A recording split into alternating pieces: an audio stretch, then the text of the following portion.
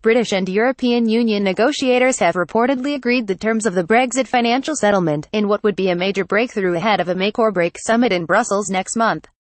The Daily Telegraph says sources on both sides of the table have confirmed that the controversial divorce bill is settled in principle and will amount to between €45 billion and €55 billion depending on fine details.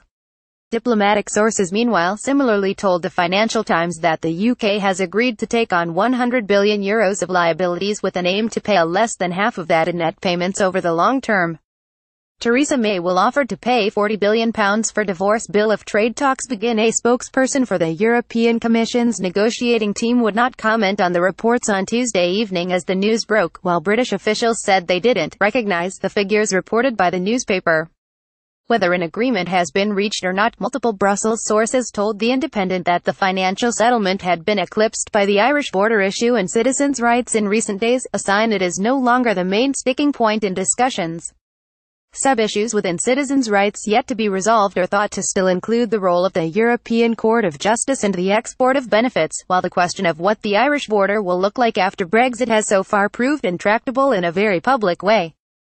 European Commission Chief Negotiator Michel Barnier said while on a visit to Estonia on Monday that the moment of truth was approaching for Brexit talks and that an agreement on sufficient progress could be reached in the next few days. European Union's chief Brexit negotiator Michel Barnier said on Monday he hoped a deal could be reached in the next few days. Reuters. The Telegraph's reports say the figure is being deliberately left open to interpretation, and that Oliver Robbins, the Downing Street civil servant who acts as the UK's chief negotiator, agreed the settlement in back-channel meetings.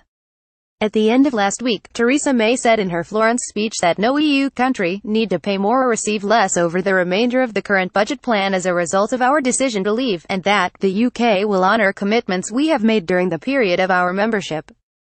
The EU has since called on the PM to publicly flesh out her commitment, which is likely to prove political explosive amongst some more hardline Eurosceptics once the final figure is revealed.